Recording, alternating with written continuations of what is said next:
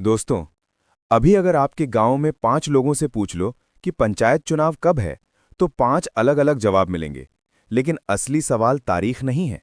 असली सवाल है आपके गांव की सीट किस वर्ग में जाएगी।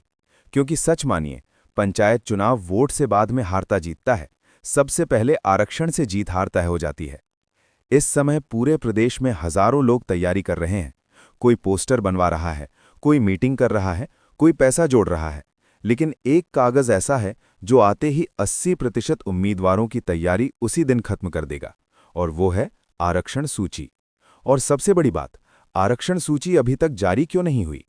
क्या चुनाव टल रहा है? क्या सरकार कुछ बदलने वाली है? या फिर अंदर ही अंदर प्रक्रिया पूरी हो चुकी है? आज मैं आपको वो जानकारी देने वाला हूं जो अभी तक आपको किसी ने साफ साफ नहीं बताई। क्यों देरी हो रही है, लिस्ट आने के बाद कितने दिन में चुनाव होगा, और अभी आपको क्या तैयारी करनी चाहिए, सब कुछ बिल्कुल आसान भाषा में समझाऊंगा। और वीडियो के आखिर में मैं आपको एक ऐसा तरीका भी बताऊंगा जिससे आप सरकारी घोषणा से पहले ही अंदाजा लगा सकते हैं कि आपके गांव की सीट महिला, ओबीसी, एससी या सामान्य होने की संभावना ज्यादा है। इसलिए वीडियो को आखिर तक जरूर देखना, क्योंकि पंचायत चुनाव में आधी जानकारी सबसे बड़ा नुकसान कराती है और पूरी जानकारी सबसे बड़ा फायदा देती है। अब खबर विस्तार से। सबसे पहले साफ कर दें, आरक्षण सूची का देर से आना कोई असामान्य बात नहीं है। असल में पंचायत चुनाव की पूरी प्रक्रिया ही आरक्षण सूची से शुरू होती है। जब तक ये तय नहीं हो जाता कि सीट किस वर्ग में जाएगी, तब तक चुनाव की तारीख घोषित ही नहीं की जा सकती। आरक्षण सूची बनाने के लिए जिला स्तर पर कई चरणों में काम होता है। सबसे पहले हर ग्राम पंचायत का पूरा रिकॉर्ड तैयार किया जाता है। इसमें पिछले चुनाव का आरक्षण देखा जाता है, यानी पिछली बार सीट सामान्य थी या महिला, ओबीसी थी या एससी। इसके बाद वर्तमान जनसंख्या के आंकड़े जोड़े जाते हैं। अनुसूचित जाति और पिछड़ा वर्ग की आबादी प्रतिशत के आधार पर श्रेणी तय होती है। इसके साथ ही रोटेशन सिस्टम लागू होता है। इसका मतलब है, एक ही गांव की सीट बार बार एक ही वर्ग में नहीं रहती। अगर पिछली बार सीट सामान्य थी, तो इस बार महिला या आरक्षित होने की संभावना बढ़ जाती है, और अगर पिछली बार महिला थी, तो इस बार बदलना लगभग तय माना जाता है। यही कारण है कि प्रशासन जल्दबाजी में सूची जारी नहीं करता, क्योंकि अगर एक भी गांव का आरक्षण गलत घोषित हो गया, तो सीधे आपत्ति और कोर्ट केस हो सकता है और चुनाव रुक भी सकता है। अभी क्या चल रहा है?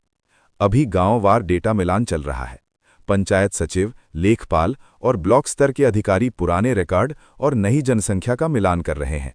कई जगह वार्ड सीमांकन भी अपडेट किया जा रहा है, यानी जिन गांवों की आबादी बढ़ी है, वहां वार्ड संख्या बदल सकती है और इससे आरक्षण पर भी असर पड़ता है। इसके बाद जिला प्रशासन प्रस्ताव बनाकर शासन को भेजता है। शासन स्तर पर सभी जिलों की सूची की जांच होती है। फिर जारी होती है प्रारंभिक आरक्षण सूची। ध्यान रखिए, यही सबसे महत्वपूर्ण चरण होता है। प्रारंभिक सूची आने के बाद लगभग 7 से 10 दिन आपत्ति का समय दिया जाता है। गांव के लोग लिखित आपत्ति दे सकते हैं कि उनकी आबादी गलत दिखाई गई है या श्रेणी गलत तय हुई है। अधिकारियों द्वारा सुनवाई होती है और फिर जारी होती है अंतिम आरक्षण सूची। और यहीं से असली चुनाव शुरू होता है, क्योंकि अंतिम सूची जारी होने के बाद आमतौर पर 30 से 60 दिनों के अंदर चुनाव कार्यक्रम घोषित होने की संभावना रहती है। यानी जैसे ही अंतिम आरक्षण सूची आए, समझ लीजिए चुनाव बहुत नजदीक है। अभी आपको क्या करना चाहिए? अगर आप चुनाव लड़ने की सोच रहे हैं, तो आरक्षण सूची का इंतजार करते हुए खाली मत बैठिए। अभी से ये काम शुरू कर दीजिए।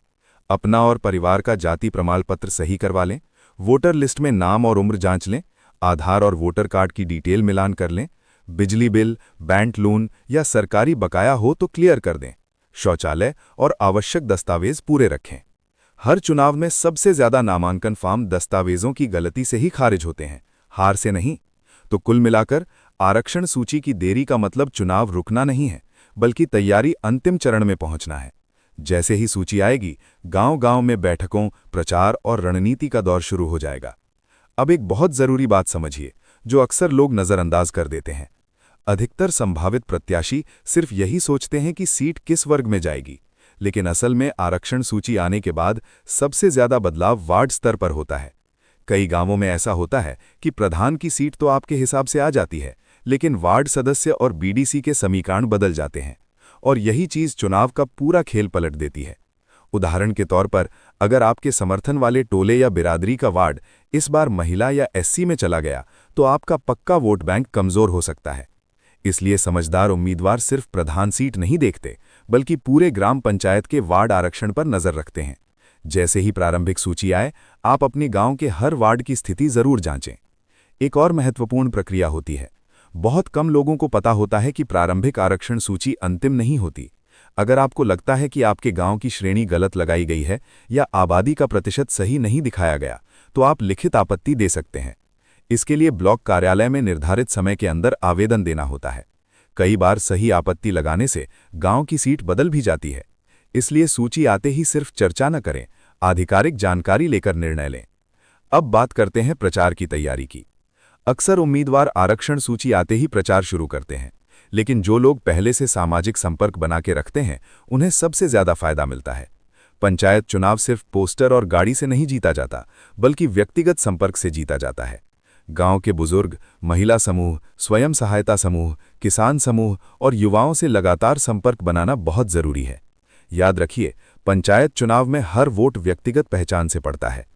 इसके अलावा इस बार दस्तावेज जांच सख्त होने की संभावना बताई जा रही है।